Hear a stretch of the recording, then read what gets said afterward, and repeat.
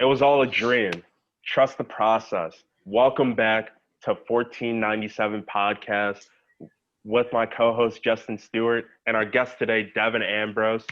Today we're going to be doing the same thing we always do. Talk about sports, talk about a little bit of football, talk about a little bit of basketball, and then throw some more stuff in there cuz this is what this podcast is about. If you haven't yet, please hit that bell, subscribe, comment, tell your friends about it. We're also going to be expanding our platform a little bit, and we're going to try to put this on SoundCloud, Apple Music, and Spotify, so you guys can listen to that if you don't have access to YouTube. I know a friend of mine, well, our friend, did the same thing like that. Shout out Jake Lynch. Shout out Six Man Blitz. Doing a good job over there with that Monster. podcast. Monster Lynch doing a good job with that podcast, and Excellent. I hope he comes on here sometime, or me and Jay Stu go over there sometimes and record a couple podcasts with him. But as always, trust the process, relax, and enjoy the show. Devin, Jay Stu, what's good? What's poppin', John? What's What's up, good? John? How you guys That's been? LeBron lost last night. Oh, I was happy as hell. Pretty about good. Yeah, I mean, I was game number too. one. They had the shortest amount of time to play out of any team, right? I mean, they'll get ready. that. I feel like we Uh, should talk about that Yeah. first. Jay Stu, how'd you feel about LeBron last night against the Clippers? yeah, like I said, I thought LeBron looked kind of rusty for him being the GOAT and all. I mean, he scored 21 points, 5 rebounds, 5 assists, but last year he averaged about 25 points, 10 assists, and 8 rebounds. So that wasn't the kind of game that he should have had. But at the same time, yeah, I think the Lakers had the shortest amount of time with 77 days to get ready. And compared to the other teams, like the Clippers, they had a little while to, get prepared and get ready for this game. But I thought the Clippers looked good too, especially Paul George. How he looked in the playoffs. I thought he might Pandemic have got P. traded in the offseason. Yeah, playoff P. But yeah, he was splashing threes out there. I thought he might have been the Clippers player of the game, I'd say. And to go off Yeah. that point, I agree. Like I personally, I thought the Lakers were just going to blow the Clippers out the water because I feel you. what I told you last week, Jay Stu, on how the Lakers made the best moves in the offseason. So I'm just waiting for the game to come on, and I'm just looking like, okay, how's Dennis Schroeder going to play? How's Marcus Gasol going to play? How are all these acquisitions going to play with this whole new style, with LeBron trying to play less like on ball and him having like a true point guard at his hand because Rondo's gone now and Rondo's with Atlanta. And the Clippers just absolutely just shocked me with Pandemic P, aka Paul George, 13 for 18, 5 from 8 from 3, 33 points. Kawhi Leonard could have shot the ball better. 10 for 26, 1 for 8, but he still got 26 points. So he was still able to get above 20 points at the end of the day. The only thing I'm worried about the Clippers going forward is they need another big man besides Zubac because I'm watching the game I agree. going into the second quarter going to the third quarter, and Zubac was literally in there for the majority of that time. And if teams really study the Clippers and look at these games, they can attack Zubac, and Zubac's going to have to come out. Who's going to come in for Zubac? So that's one thing I take from that Clippers game. And then the Lakers were doing like Lakers things. Anthony Davis, 8 for 15, 18 points. LeBron James, 7 from 17, 3 for 8, 22 points. Dennis Schroeder, nice little coming out party. Could have shot the ball better. 5 for 15, 2 for 5 from 3, 14 points. So I feel like those just getting their feet wet, and the Lakers are going to be good. They're going to be good. Yeah, they But started off really slow. yeah, the Clippers were just blowing them out the water, like I said. Yeah. But let's talk about these Christmas slate games. Christmas is stacked with sports. I mean, stacked. You got football, you got basketball. Is there college football that day, Devin, too? I don't know off the top of my head. There might be like some small bowl games. Let's I talk don't. I don't know. let's talk about these games Yeah, that we there's one have game. at It's hand. Buffalo versus Marshall. Well, since we brought it up, Devin, what do you think? Because you, out of all of us, I would say you know the most about college football, and you watch college football this year more than me and Jay Stu. I would say. What do you think about that bowl game on Friday? It's kind of a small bowl game. Buffalo's been playing really good. They just lost in the MAC championship, but I think they're gonna rebound and get a bowl win. Doesn't Buffalo have like a nice That little running, running back? yeah, that running back that went for 8 touchdowns Yeah, and Silva was 400 something, a bunch of yards. Didn't win Player of the Week though. yeah, that's That went to Sarah Fuller. wow. Wow. That's shocking. Dude runs for 400 yards and doesn't win Player of the Week. Someone should be slapped in the face in that conference. It might have been just total scrimmage yards. I don't know, but I mean, that's still a lot of yeah, yards. it's still a game. So the NBA Friday Christmas slate where we get to sit back, drink some. Well, we can't. I don't really feel like drinking hot cocoa this year because it feels like I'm not even in the Midwest for Christmas. By what the weather looks like, it doesn't even feel like Christmas time to me at No, it all. doesn't. But we're still going to kick back and relax and enjoy the show. First game we have on tab is the Pelicans versus the Heat. I'm going to start with Jay Stu. Jay Stu, what is the most biggest headline coming out of that game to you? I mean, we got to see how the Miami Heat looked. I mean, they made the NBA Finals last year, and a lot of people were talking about how it was just a fluke. So, I mean, we got to see if the Heat are the real deal, and if they can, you know, blow the Pelicans out, it'd be a huge statement. I definitely agree with that because me and Devin were talking about before the off season. We were talking about what teams is really surprising to us coming into this NBA season. And Devin mentioned the Pelicans, and I kind of agreed with them because Brandon Ingram's coming into his own. Lonzo, I can't believe I'm saying this. Lonzo's coming into his own.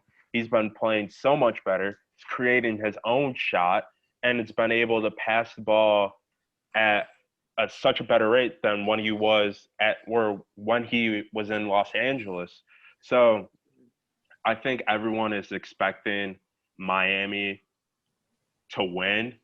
So I say, for me at least, this would be a bigger statement for the Pelicans because of all that young talent that they have on that team and how we're going to see them perform this season.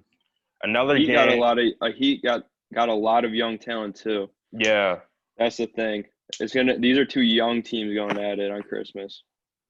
And I feel like the one plus the Heat have over the Pelicans is that man Jimmy Butler. Jimmy Butler's been through the playoffs. He's been through experiences that these young players haven't been through. So they have that I don't want to say veteran, but I'm gonna Like say it role model anyway. kind of. Yeah, they have like that role model figure that can help them through games like these. Right, and Excuse me. those young people like Tyler Hero and Duncan Robinson, like they already seen the final action, so I Tyler mean Hero's only they're already prepared for what's gonna happen in the playoffs. So Tyler Hero's only what 20. But Lonzo's playing I for think that so. contract extension, so that'll be a good game. Yeah. Another good game is the Nets and the Celtics. The Nets come off a outstanding win against the Warriors. The Warriors were missing Draymond Green. I'm going to start with you, Jay Stu. Jay Stu, how'd you like KD's performance last night? KD looked like he didn't even lose a step after that torn Achilles. I thought that might have slowed him down a little bit, but it just seemed like he just played like his normal self. And I feel like him and Kyrie, they're gonna see LeBron in the finals. I mean, I still got Lakers in 6, but I mean, yeah, I definitely think they should be the favorites coming out of the East. As far as this game goes, I'll take the Nets in this game. I think the Celtics are a big man too short for being a finals team. I think with Jason Tatum and Jaylen Brown, though, I think they can easily be in the Eastern Conference like playoffs. But I think I got the Nets in this one. And going back to the game yesterday, KD was just on fire. Even though he only shot two threes, but 7 for 16 from the field goal range, 3 point, 1 for 2, 22 points. And then you turn around, you see Kyrie 2 for 2, or not 2 for 2, excuse me, 4 for 7 from 3 point and 10 from 16 from the field goal with 3 defensive rebounds, 4 rebounds, and 4 assists. I feel like this is going to be a deadly duo in the Eastern Conference. And the reason I say that because both of them, both Kyrie and KD can give you 20 game in and game out. So that's going to be hard to stop. Then you have the you might have to correct me. The 2007, 2008 basically Suns team on that coaching staff. You got Steve Nash as the head coach, Mike D'Antoni as an assistant coach, I believe, and Amari Stoudemire as another assistant coach. So you got all two of those players and one former head coach of those players on the Nets too. I feel like there's going to be a lot of success coming from Brooklyn this season, and I would also take Brooklyn as my Eastern Conference favorite because I don't see anyone else coming close to them. Like, if someone asked me, well, John, who do you think will come close to the Nets? I would say the Celtics. I'd probably say the 76ers. Really? Probably say the Sixers or the Heat. Really? You guys want to elaborate on that? I mean, I think Ben Simmons is just growing, and I think he's just going to get better and better. I mean, he's a jump shot away from being a top 3 player in the league. And you got Joel Embiid, who's the second best center in the league behind Jokic. And I don't see anyone in the Nets who's going to be able to guard Joel Embiid day in and day out. They also got better shooting with Seth Curry in the offseason, which Ben Simmons desperately needed. And I think Tobias Harris also is going to have a step up also. Well, before we get to Devin about the Heat, because I know he said the Heat, I just want to say this. Don't forget that the Nets have DeAndre Jordan and Jonathan Allen, a 7-foot center coming off the bench. So I feel like Jonathan Allen, can give Joel a lot of trouble. Ben Simmons, if you move him past the paint, like if you just tuck out the paint, Ben Simmons is not a threat. He's not. Yeah, but it's so hard to take. It's so hard to take the paint away from him because that's where he dominates. And I feel like right now the matchups would be. I really don't know like who I would put on who for the Nets and 76ers. But if you take away that paint and defend him, I'd say play like a zone on Ben Simmons. That 76ers team is out the conversation. The Heat, I can see where you're coming from with the Heat because the Heat have so much young talent and they have great shooters all around that they can put up a fight with the Brooklyn. Yeah. Well, I Because think on any day, shooters can go off. Yeah. I think that you said with Jared Allen and DeAndre Jordan, Joel Embiid at this point's got to be able to dominate those type of people. And I think the only person in the East who can probably keep up with Joel Embiid is probably Bam Adebayo at the Heat. So I think Joel Embiid should be able to dominate against the Nets. And I feel like, Ben Simmons, he definitely needs to start taking some jump shots. And if he starts taking jump shots, I think it's over for the league. He's the next LeBron right there. Well, DeAndre. He's a mismatch. DeAndre, going a little off topic a bit. DeAndre, he had a good night. 9 defensive rebounds, 11 rebounds in total, 1 assist, 1 steal, 4 points. Then I'm looking at Jonathan Allen. He had 4 defensive rebounds, 7 rebounds in total. So I feel like going back to that, those rebounds are going to be crucial going against that 76ers team because I feel like Joel Embiid is more of a scoring big man, which is good for this point in the NBA, but I feel like he really can't hustle out and play defense against these cats in Well, the NBA and the Eastern Conference. Well, I think honestly, Joel Embiid's probably the best rim protector in the league. I think the reason why he struggles to defend other people is because of his endurance. But I think if he can work on his conditioning, I think he can definitely be in the running for Defensive Player of the Year. I think he's got that defensive kind of talent. He's definitely an excellent rim protector. He's a huge body in the paint too. One thing I want to ask you guys from getting our feet wet from the NBA from last night, the 2 games.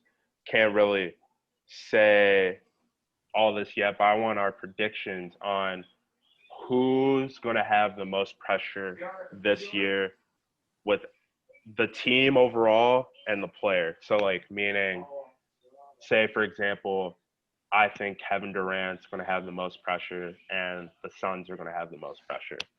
Just elaborate. I mean, I think it's the Lakers with LeBron. I mean, I think they have to win the championship this year because I think their team is better than their team from last year and they won. So I think there's definitely going to be a lot of pressure on LeBron to win, but I think he's got it. There's no worries on that. But yeah, I think the pressure is definitely the biggest on him this year. What do you think, Devin? I think the pressure is the biggest on the Bucks because if they don't play well, Giannis is gone. And then the player who has the most, probably LeBron, just because the roster, like if he wants to be the GOAT, if he wants to be the greatest to ever play basketball, with that roster, you have to win a championship this year. You know what I mean? Like they have way too much talent to it. Honestly, I don't see a way with, like, if you look at the talent in other rosters other than maybe the Nets because they were a good team without Kyrie and KD, where any team can beat them in a 7-game series. I mean, don't sleep on the Clippers, though. I mean, shit. Yeah. I was gonna bring that up. Yeah, but they also need a big man who can guard AD. It's true. I would say, for me, the most pressure player-wise would be Kawhi because the Clippers brought Kawhi to their team thinking they're going to win the championship. I thought they were going to win the championship, and I thought they were going to knock off the Lakers last year. They were up 3-1 in the NBA, or not the NBA Finals, in the NBA Eastern Conference semis, pretty sure. And they just, after that fourth game, they just went downhill. And coming into this year, it's like Kawhi's got to think Kawhi's got to be a different Kawhi because Kawhi wasn't really playing that good when they were playing the Nuggets towards the end of that series. So I feel like a lot of pressure is on Kawhi because of his legacy and him losing that 3-1 series. And then team-wise, I would say the Lakers because the Lakers made the best moves in the offseason, in my opinion. I feel like you guys agree to that. And I just feel like if the Lakers don't win with that team, that it'd just be a disappointment of a season.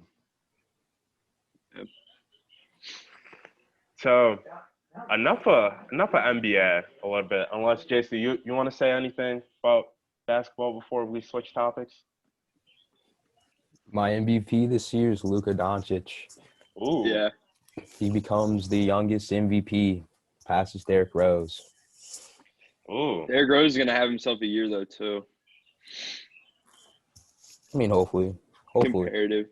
Comparing to his other seasons. I would also go for Luka MVP. The way Luka was looking last year,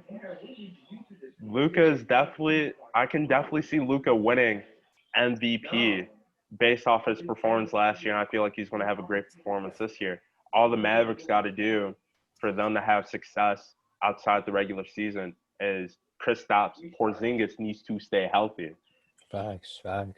He's a good player too. Yeah, he's every time I look up, I just see KP injured. Yeah, they give the Lakers a run this year. I think so too. I think they're just missing a third star, honestly. Yeah. But I think they're just a person too short. Yeah. JC, who do you think is going to be Rookie of the Year? My Rookie of the Year is probably Anthony Edwards.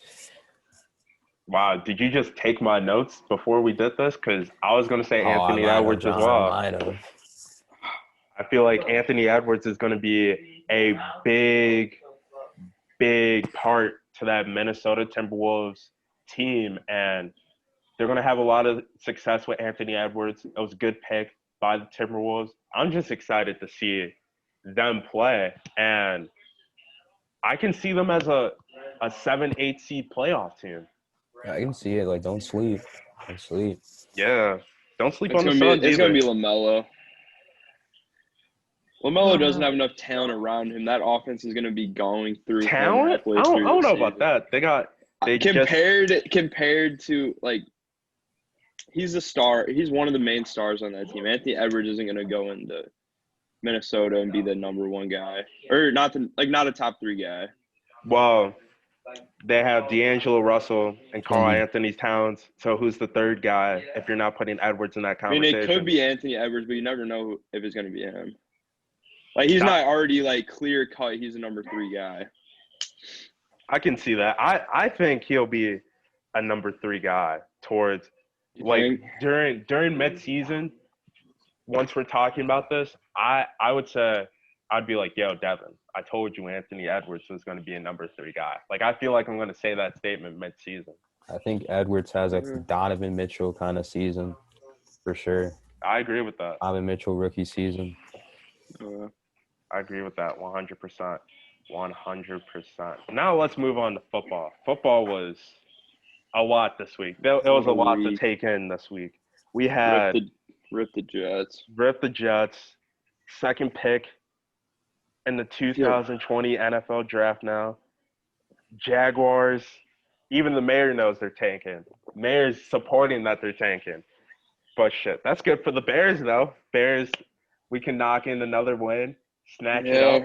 But the highlight of the weekend for me was the Bills winning the AFC East. The AFC East was finally won by Buffalo. Buffalo hasn't won the AFC East since 1995. We weren't alive since the last time they won a division title.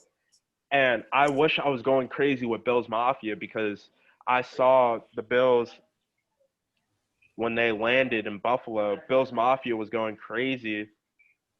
And I just felt it. I was like, man, I wish I was there. I wish I was there supporting my boys. Because you know how much this means to me, Devin and Jace do. I do. Right.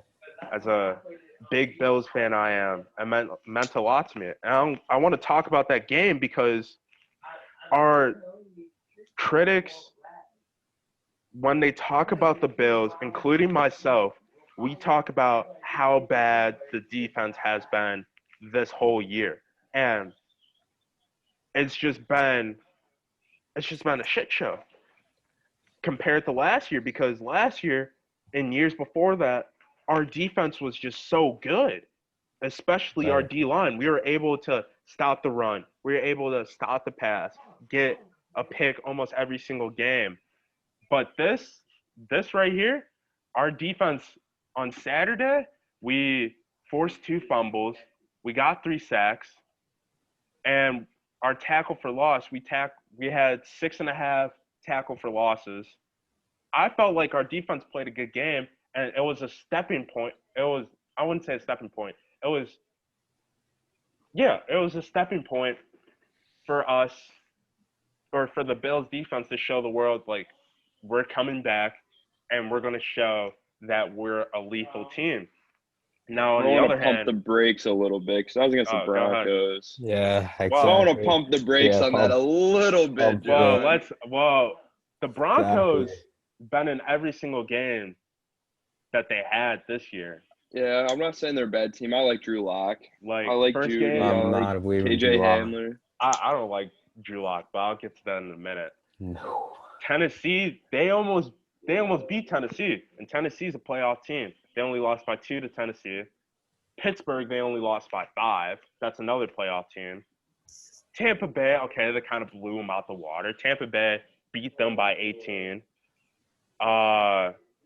So that's three playoff teams, and one out of those three playoff teams really blew them out the water, and two of them barely beat the Broncos. So I'm The taking this. Titans played them The Titans played them week 1 though. I mean, still, but they only won 16-14, and the Titans still played a good game that game as well.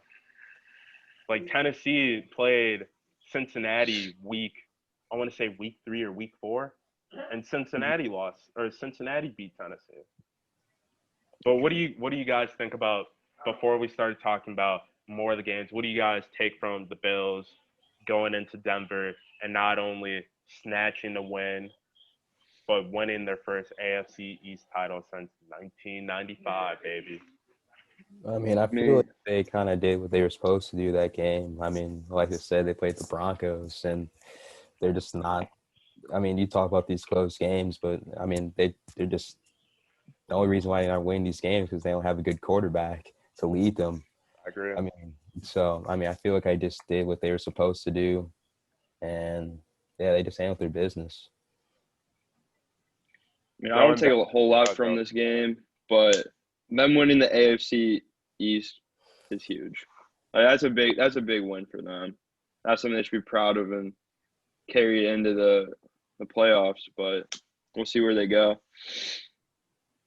I hope they go deep in the playoffs.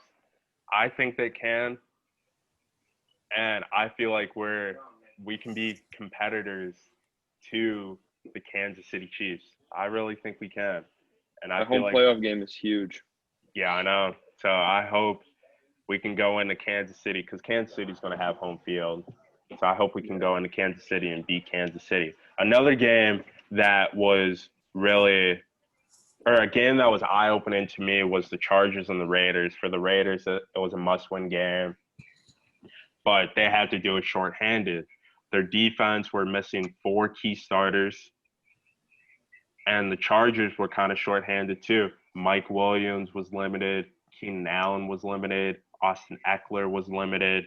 So Justin Herbert really had to find other targets, and Justin Herbert got the job done.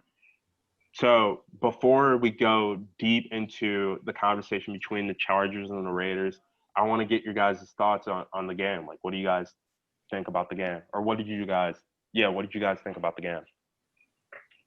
I mean, Justin Herbert's a great quarterback. He's going to be the rookie of the year.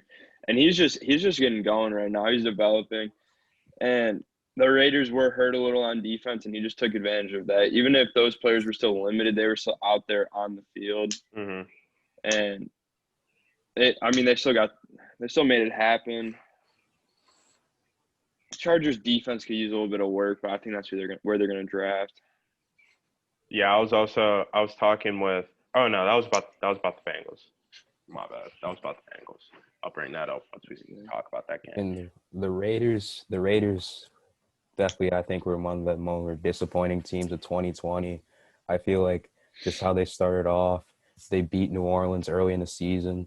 They also beat Kansas City, and they were looking like they might be a threat to Kansas City in the playoffs. But then they barely beat the Jets, and now they blew up. They got blown out by the Falcons 43-6, and now they just lost to the Chargers. I mean, I thought Marcus Mariota did a good enough job to win that game, but I think the Raiders just proved to be fake, just a fake team. I agree with that 100%, because if critics were looking at the Raiders before or after the Kansas City game, we're thinking, like you just said, okay, the Raiders are going to be contenders. The Raiders are going to be a team to beat in the AFC, and they're going to be like this. They're going to be this great team going into the playoffs. And after that Falcons game, I knew the Raiders were slowly declining, because how are you going to let a team like the Falcons, who aren't really good offensively, drop 43 points? Then on top of that, you can't even do anything good with their secondary, and their secondary is one of the worst secondaries in the NFL. So I just thought, I was like, wow, this is just eye-opening to me. Then the Jets were one call away, J.Stu and Devin, Right. from winning the game against the Raiders. But they were like, nah, let's just do an all-out blitz. So that was another game that was like, okay, like, what is going on? What is John Gruden doing over there? But I like what I saw from Marcus Mariota as well. Marcus Mariota threw for 226 yards, one touchdown. He also had an interception, but he had a rushing touchdown as well. I like what I saw with Marcus Mariota, and I'm glad that he came back he got his chance again to play QB. But as the Raiders making the playoffs, their season is done. Right. Yeah. Another game that I was excited for was the Bears at Minnesota. The Bears, this was a must-win game for the Bears, Devin. And if they didn't win, we could have kissed our playoff hopes goodbye, and we start talking about, okay, what are we doing with Mitch? What are we doing with Nick? What are we doing with Nagy? What are we doing with Ryan Pace? Personally, Ryan Pace needs to be gone after this season.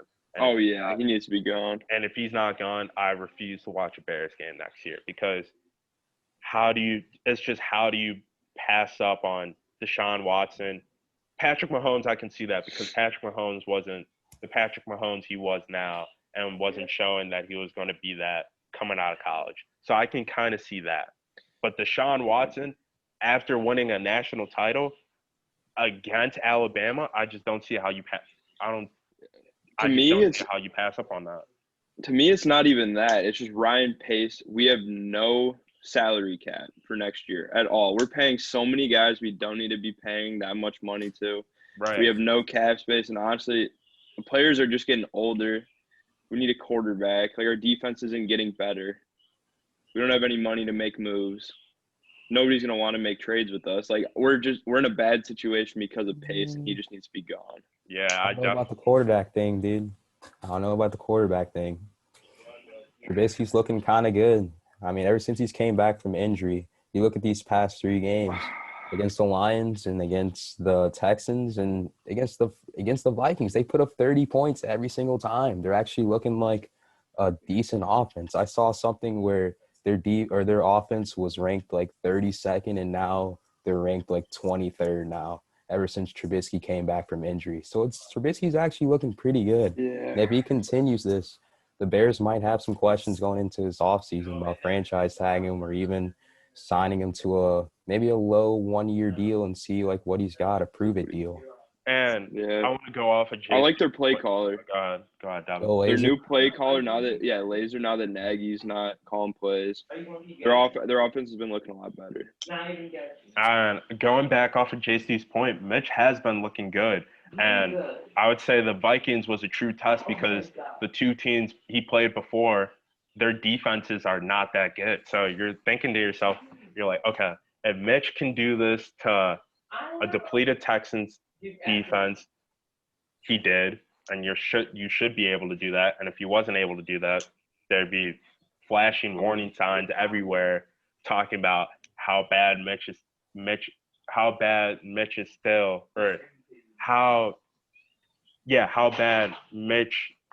still doing, even when we benched him. Couldn't get those words out of my mouth. Excuse me. Then before that, you have Detroit, and Detroit this whole season. My bad, Justin, but your defense has just not been a Detroit defense.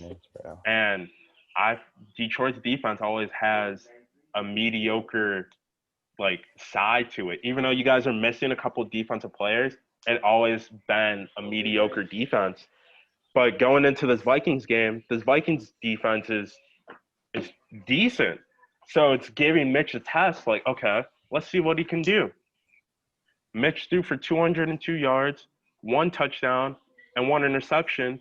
But the highlight of that game was our run game, because people were telling Bears fans that the Bears cannot run the ball. And the Bears were ranked dead last in running the ball. But you look at this game, David Montgomery, 32 carries, 146 yards, averaging 4.6 yards for each carry, and 2 TDs. Then you look at Mitch. Mitch had 8 carries, 34 yards, averaging 4.3 yards off of each carry. So the one thing I take away from this game is Mitch is back, baby, and our rushing game is coming back. It's coming back. Yeah, David Montgomery, I think the Bears might have found their dude. And if they can re-sign Allen Robinson in the offseason, all they would really need to do is like build their offensive line, maybe draft some more playmaking wide receivers in there, and they might be decent. I don't think they're that far off. Then looking on the Viking side, oh man, every time we get to this point in the season, I just want to put my head down and just pray for Mike Zimmer because they always find a way to throw something away that's good. And it just makes me sad. It's like, man, the Vikings have so much potential, and then damn, they're just 6-8. Kirk Cousins had a decent game, 271 yards, 2 touchdowns, 1 interception. Dalvin Cook doing Dalvin Cook things as he's been doing all year, 24 carries, 132 yards, average 5.5 yards off of each carry, 1 touchdown. Justin Jefferson doing Justin Jefferson things, 8 receptions, 104 yards, 11 targets was thrown his way. And then Kirk Cousins fumbled the ball once. Their defense were able to get to Mitch, but only one time though. Going into this offseason, because the Bills, excuse me, the Vikings' chances are done. What do you think the Vikings should do in their offseason? I'm gonna start with you, Devin. With me, if I was them, I would probably you got to make sure you keep all your offensive pieces. I would probably just try and work on the defense a little bit. Maybe draft a quarterback late because Kirk Cousins is the definition of an average NFL quarterback. So maybe have something down the line in the future, but I don't know. I don't know what they need to work on. Yeah, I think they definitely need to improve the defensive side of the ball. I think that the loss of Xavier Rhodes was huge, especially how he's playing for Indianapolis this year. The fact that they have to start a rookie first-round pick in there and he's struggling too. Jeff Gladney, that's not good. I think I need to address that. And I hope they fire Zimmer because the Lions snag him real quick. He's a great defensive coach. I think he'll definitely turn our defense around. So if they fire Zimmer, that's chill by me.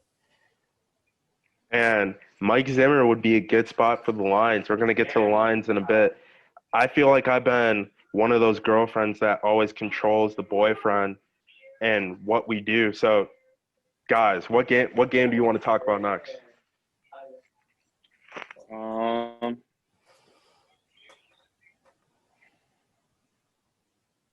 Should we go on to Week 16 picks? Honestly, yeah. Let's go on to Week 16. Yeah. I'll go with Week 16 picks. Week 16 picks. We'll start it off with Jay Stu. Jay Stu, Minnesota, goes into New Orleans hoping that they can get the win.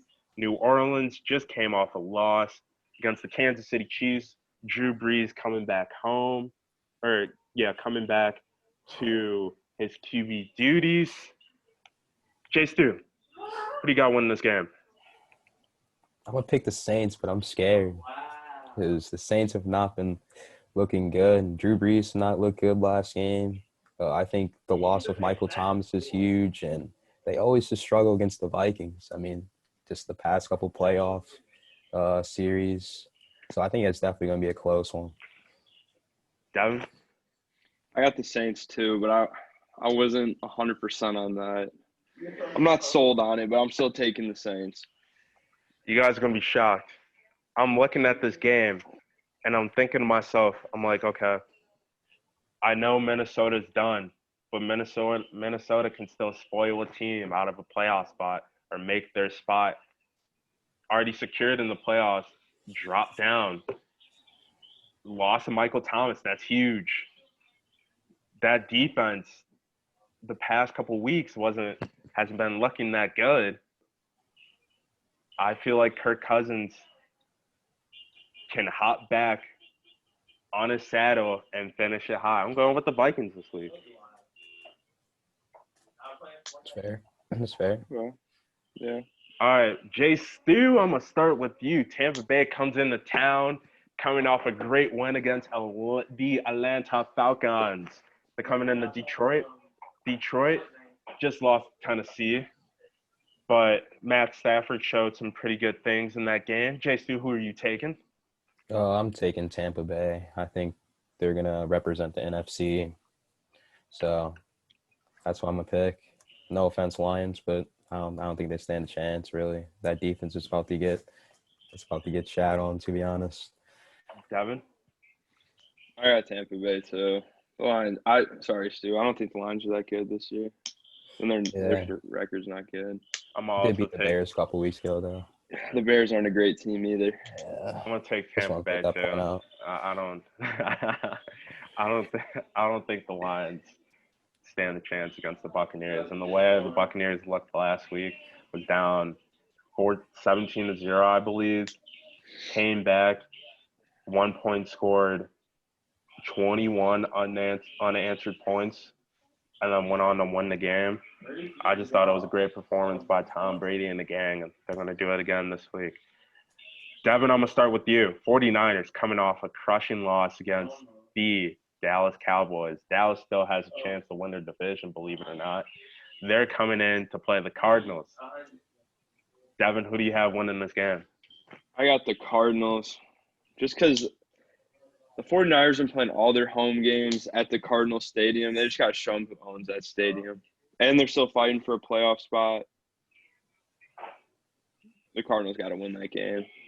Jay Stu, who do you got? Yeah, I think Cardinals need this one. Stay in the playoff spot. I think they secure it. I'm also go Cardinals. I don't think the 49ers, the way that they looked against the Cowboys, will really do that much against that Cardinals offense. And the Cardinals came off a great win against the Eagles. Next game, we got the Miami Dolphins. Tua, going against Marcus Mariota and the Las Vegas Raiders. Devin, who do you got? I think it's finally the start of Tua time. This is where Tua starts to really dominate.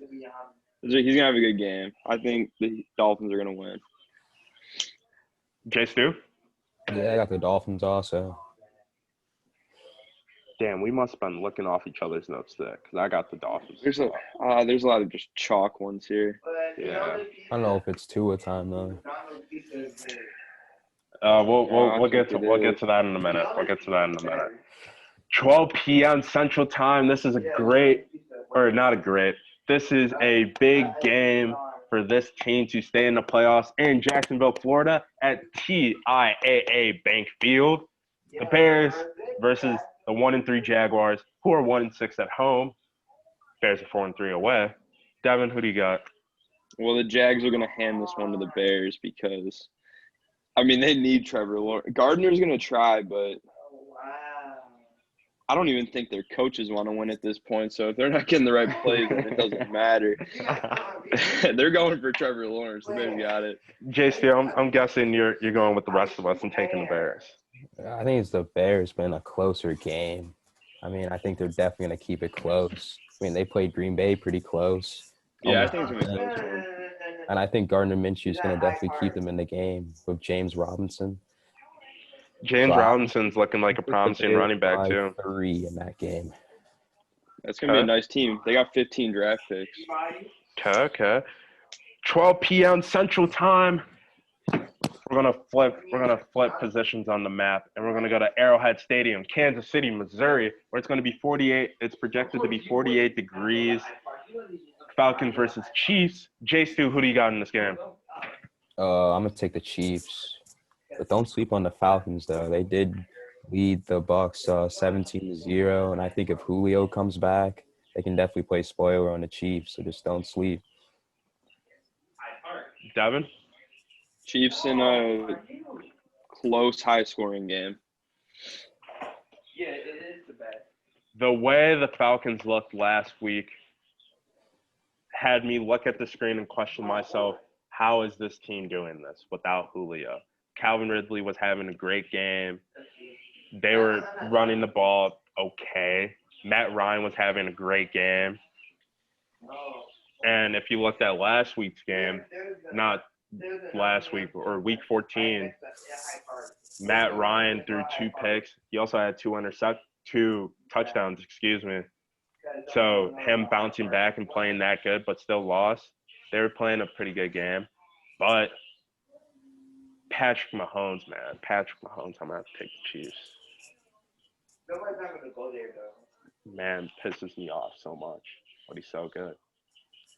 Browns take their nice little win that they got in the Meadowlands, and they're coming right back to play the New York Jets, who just got the win against the Los Angeles Rams.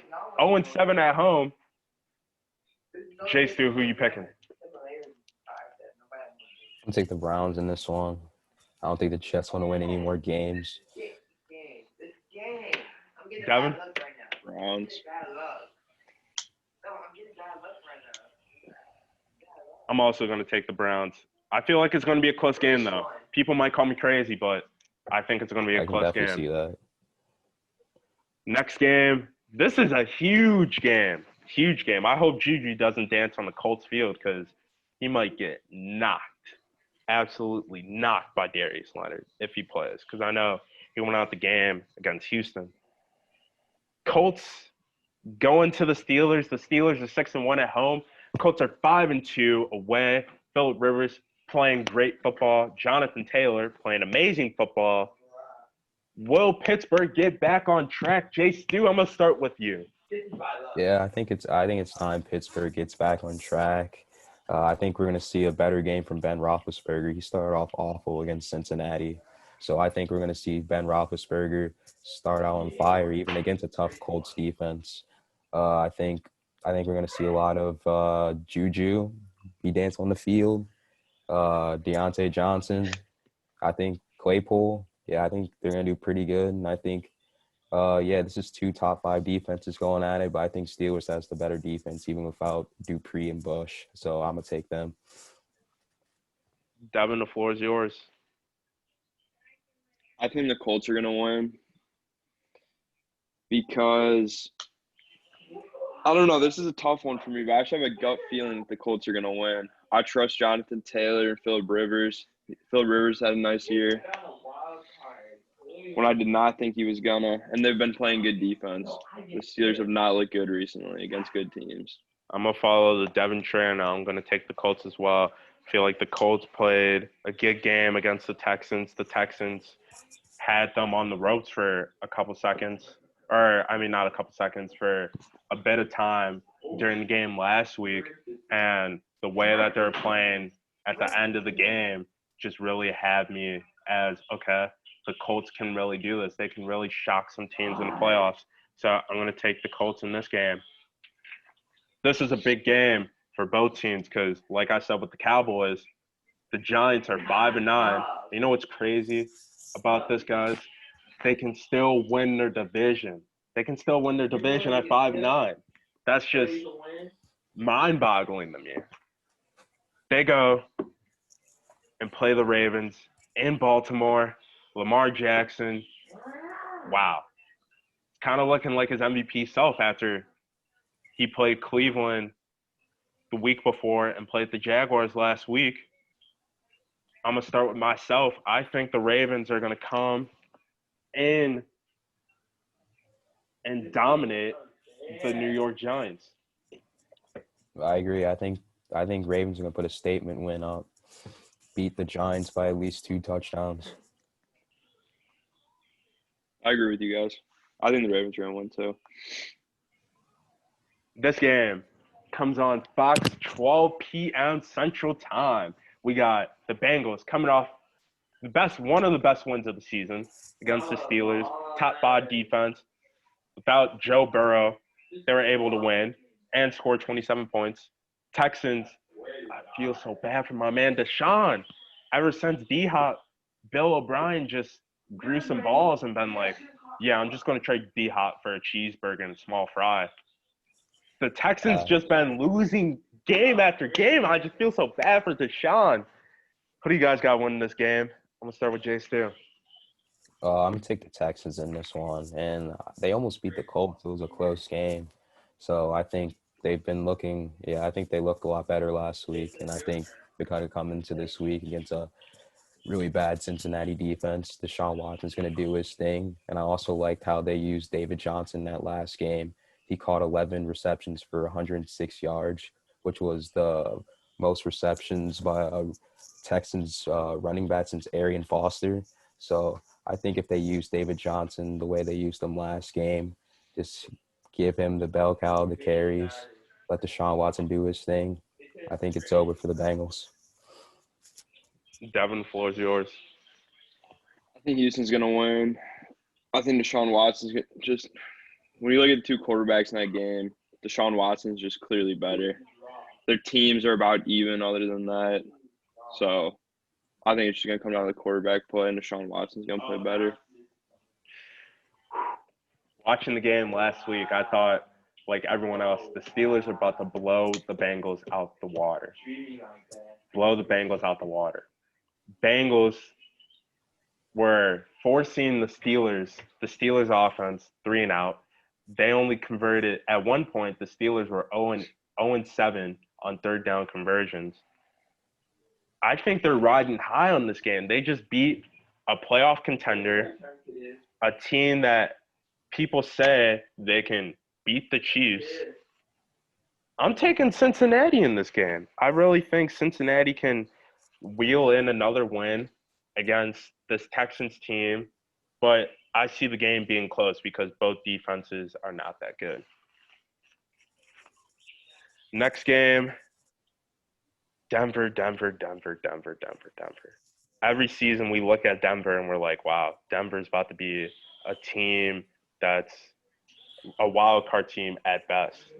They always find some way to disappoint their fans. Denver's 5-9 this season, 3-4 away. The Chargers, Justin Herbert, something special, man. Something special. Just came off a big win in OT against the Raiders. Broncos, Chargers, 3:05 Central Time in Los Angeles. Or in Inglewood, California, excuse me. What do you guys got?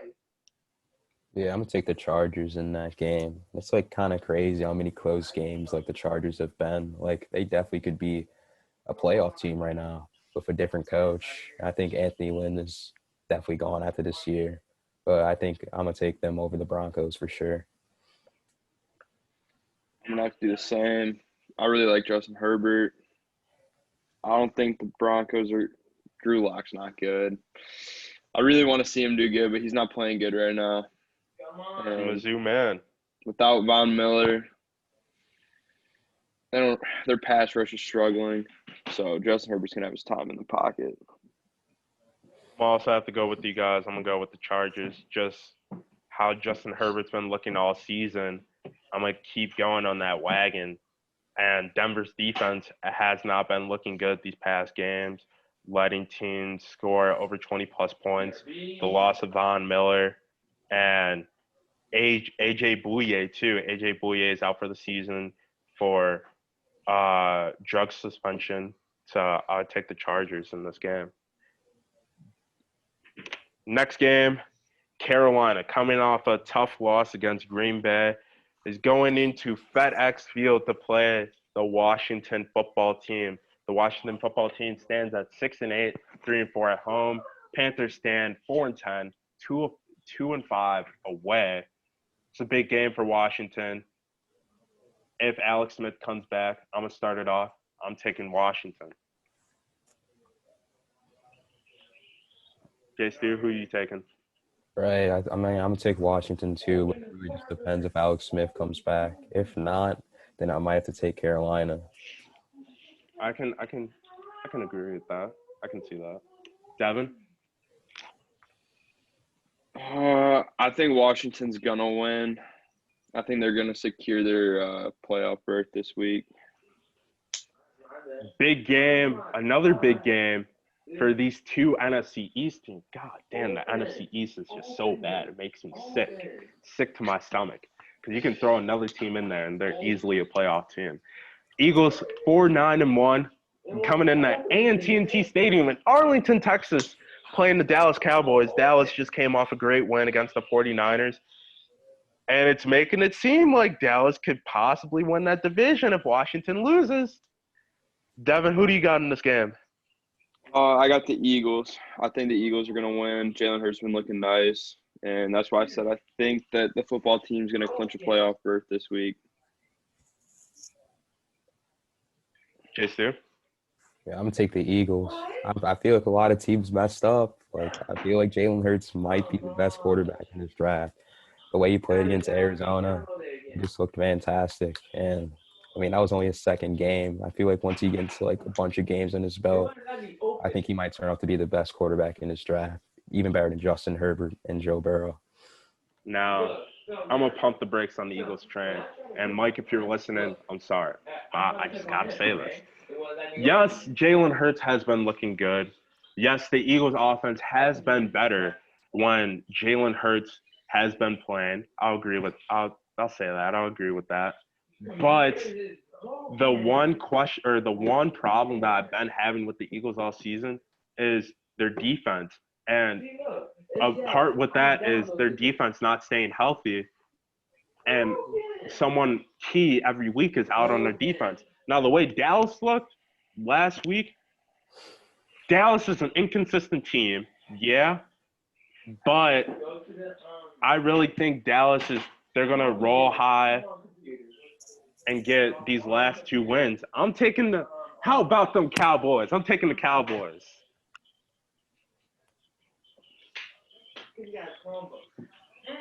Biggest game besides the next game, I'm going to say. Biggest game, I say, of this football weekend. It's the battle of the NFC West Division. You got the Rams coming off a shocking loss to the New York Jets, 9-5, 4-3 away. Playing the Seahawks. Seahawks are 10-4, 6-1 at home. Who you guys picking? Devin, I'm gonna start with you. I'm gonna have to take the Titans. I think Titans? Derrick Henry. Oh wait, you're talking about the Titans versus Green Bay game, right? No, I'm talking about the Rams and Seahawks. Oh shit. Okay. I was looking at the wrong game.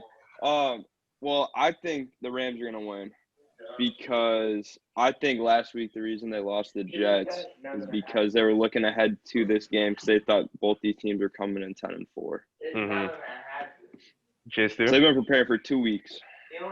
Oh, I'm going to take Seattle in this game. I mean, I just the way that the Rams looked against the Jets, just, I don't know, they just left a bad taste in the mouth. I think they'll get that last wild card spot, but for the division, no. I think Russell Wilson's going to be mad after he played last time he played against the Rams. I think he's going to split that series. It's going to be a high-scoring game, in my opinion. I think the Seahawks are not ready for this Rams defense again. This Rams defense is really good. Seattle's O-line hasn't been that good this whole season. I'm taking the Rams. Darnold was ready for it, though? Sam Darnold was ready for it? Hey, whoa. That game was a fluke. It was a fluke. Oh, okay. It was a fluke for the Rams defense. I don't know what they smoked, what they inhaled before the game. That was just a complete, total fluke. But Devin, can you say anything about that? Because I'm in loss of words. About what? About the Jets loss? Yeah. I think they were truly looking ahead to this week because I mean the Jets they're a horrible team. Yeah, I feel that. They weren't even game planning for them. Sean McVay was using that as 2 weeks of game plan for the Seahawks. 7:20 p.m. Central Time. We look at our screens on NBC. We see the theme song, and then we see Aaron Rodgers run out the tunnel at Lambeau Field, Green Bay, Wisconsin, 28 degrees. That's Green Bay football right there. From here on out, it's going to be Green Bay football. Tennessee walking in at 10-4, 5-1 away. Packers 11-3, 6-1 at home. It's going to be Derrick Henry and Ryan Tannehill versus Aaron Rodgers and Devontae Adams. Devin, since you were talking about it a couple seconds ago, I'm gonna start. My bad. No, you good. I think the Titans are going to win. I really like their offense, and I know that the Titans don't have a great pass defense, but I don't really like the Green Bay receivers past Devontae Adams. I do really like Aaron Rodgers. I think he's probably going to be the MVP this year, if it's not Mahomes. But I think the Titans are going to play good enough to win the game in a close one. At Lambeau. I mean, I also got the Titans in this game. Green Bay's rushing defense is awful, so I don't think they're going to be able to stop Derrick Henry. And I just think the Titans can be able to control the time of possession pretty well. And I think this is about the time that Tennessee starts getting everything rolling towards playoff time, and they might be a real force in the AFC. Might be competing with the Chiefs for sure. Aaron Rodgers has been looking like an MVP player this whole season. Devontae Adams has always been looking like Devontae Adams, always putting up the numbers game in and game out. Second team players, Valdez-Scantling, Allen Lazard, also been looking good. But my God, Derrick Henry and friends, oh Lord, oh Lord, oh Lord. Derrick Henry is literally every single game you look up, he's rushing for 100 yards or more. I don't think Green Bay's defense, the way they looked against Carolina, because Carolina was able to drive it down the field and get in the red zone in the first half 3 times. It was just their turnovers were killing them. I feel like Carolina could have won that game. I'm also taking Tennessee in this huge game for both of them because Tennessee needs to win in order to stay on track to win the division, and they need the Colts to win. Packers on the other side, they need to keep on winning so they can maintain the 1 seed and get home field advantage throughout the playoffs. Next game, Monday night, Buffalo versus New England. I'm going to start it off. I'm going to take Buffalo. The Patriots have lost. Bill Belichick, I'm happy to say this. I'll see you next year, Bill. I'll see you next year because you guys are not going to be in the playoffs this year. All right, John, they're about to spoil your season because they're about to spoil your playoff spot because I'm going to take playing for a starting job. Bill Belichick's the greatest coach in football history. I don't think he's going to spoil. The Bills have already clinched the playoffs. They're not going to care about this game. Cam Newton's playing for a starting job. Bill Belichick. And I think Buffalo, New England almost beat Buffalo in the other game they played if Cam didn't fumble. So I think it's definitely going to be another close game. But I think in Foxborough, I'm going to take New England. And that's our picks for this week. I want to go back to the games that we were talking about from Week 15. I wanted to I wanted to talk about the Texans at the Colts. Texans and Colts was a great game. Deshaun Watson was coming down the field towards the end of the fourth quarter, passed it to Kiki Kutri, and we were looking at an overtime game, and then he fumbled the ball. Colts recovered in the end zone. So I want to ask you, Jay Stu, what would you take from that Deshaun Watson performance? And on top of that, what coaches should they be looking at to fulfill that head coach spot for next season? I mean, Deshaun Watson this year has been playing like an MVP, but I mean, just the team around him, it's just not good. I mean, he has a bottom half defense, below average offensive line besides Laramie Tunsil. So it's just basically been all him, and he's been playing really well. As far as head coaching is concerned, I know they interviewed Jim Caldwell a couple of days ago. I mean, that'd be a decent hire. I mean, he was solid for the Lions, but I'd say the number one coach that they should be looking at is Eric Bieniemy, the offensive coordinator for the Chiefs. I think you pair him with Deshaun Watson, that could be the next best coaching quarterback duo. And before we continue on a couple of topics, fans, anyone who's listening, I want to tell you guys the score if you guys weren't able to look at the games this past weekend. Chargers beat the Raiders 30-27. Bills dominated the Broncos 48-19. Panthers lost in a tough game against the Green Bay Packers 24-16. Bears got an important win against the Minnesota Vikings 33-27. Buccaneers came back and won against the Atlanta Falcons in Atlanta 31-27. San Francisco had a tough loss against the Dallas Cowboys in Dallas 41-33. Lions lost against Tennessee 46-25. Texans lost a tough game in Indianapolis 20-27. Patriots lost another game against the Miami Dolphins 22-12. Seahawks got a huge win against the Washington football team 20-15. Jaguars were completely blown out the water against the Baltimore Ravens 40-14. Jets got a shocking win against one of the best defenses in the NFL, Los Angeles Rams 23-20. Cardinals beat the Eagles 33-26, came down to the wire in that game. Chiefs barely beat the Saints. They only beat them by 3, 32-29. Browns beat the Giants 20-6. And man, oh man, the Steelers lost again to the Cincinnati Bengals 27-17.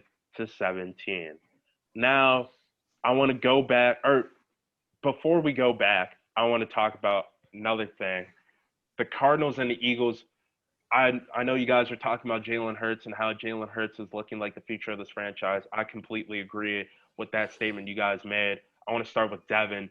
Devin, how big is it for them to not only build around Jalen Hurts, but make sure they don't do what they did to Carson Wentz for Jalen Hurts' career going forward? Well, I think that Jalen Hurts, they just need to let him develop. He's going to need a little bit of time. They got to get some pieces around him.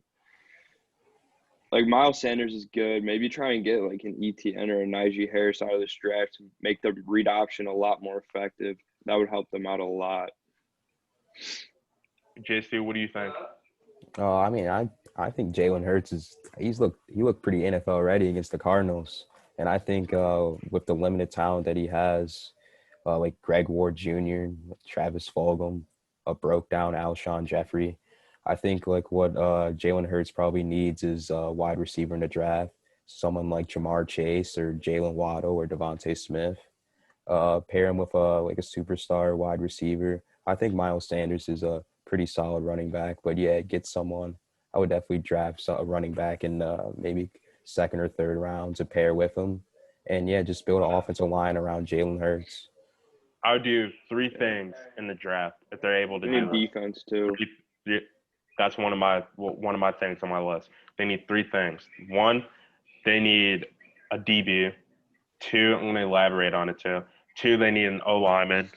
And 3, I would say they would need another defensive lineman. And a reason I say they need another defensive lineman, because that defensive line is looking old, is growing of age. Fletcher Cox is coming towards the tail end of his career. Got other defensive linemen on that D line that's looking old. So I feel like getting a young defensive lineman to throw in that mix would be good.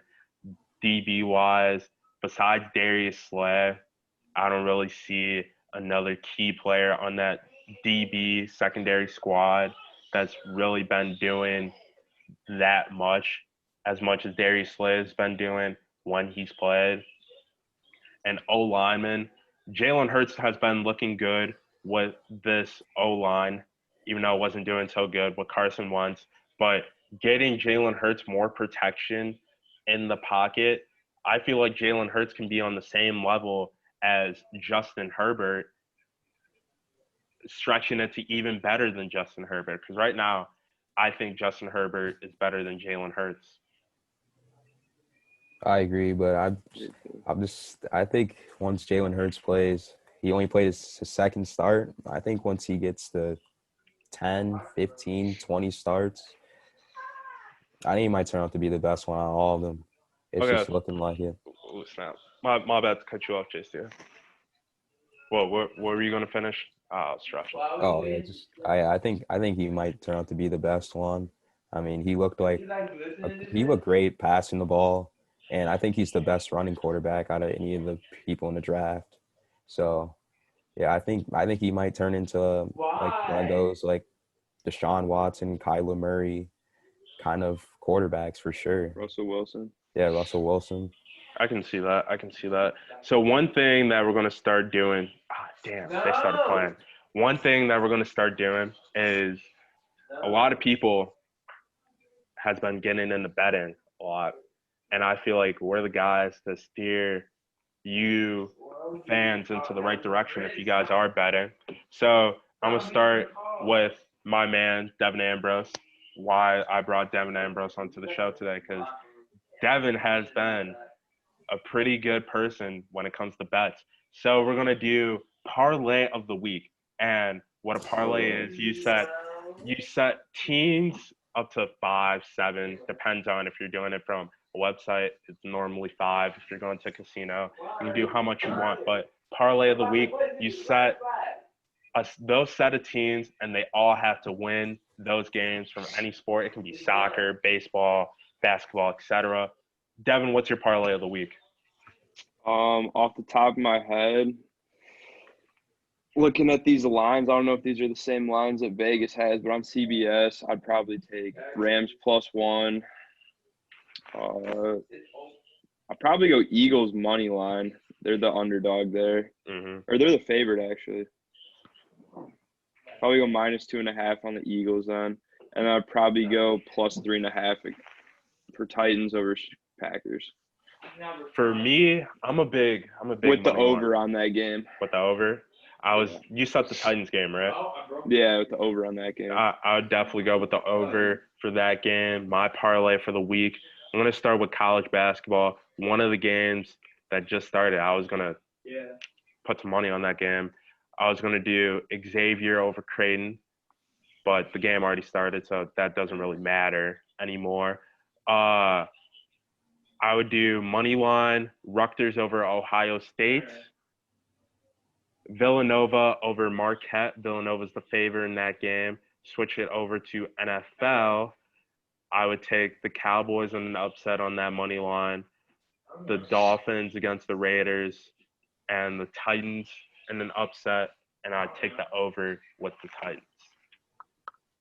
Guys, before we head off and go our separate ways on this lovely Wednesday, we got to do what I love doing the most, is giving our hot takes. Devin, I'm going to start with you. What's your hot take for this week? The Browns are winning the AFC North. Well, I saw the look Jay Stu had on his face.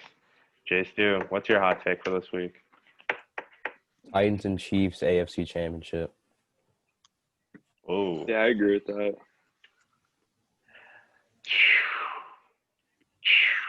As I'm looking through this, I'm gonna give out two hot takes. Looking through college basketball, it's making me wonder, is Iowa and Luke Garza for real this season? So what I'm gonna say is Iowa's making the Final Four, because I feel like they're for real. I agree. That's one take I'll take. And another take, I'll flip it back to the NFL and looking at these games. And I honestly want to say, if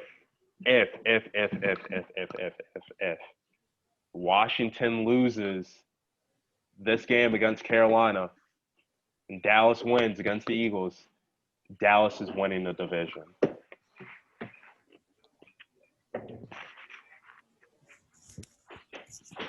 Okay. But I don't think Dallas is going to win this week, so it doesn't matter. no, they might pull something out the water. Pull something out Eagles the could- I don't The even think Eagles they're better could than still- the Giants, bro. The Eagles could still win that division, though. I mean, anyone could win that division. I know. Maybe I have to go Eagles winning that division, too. Oh, okay.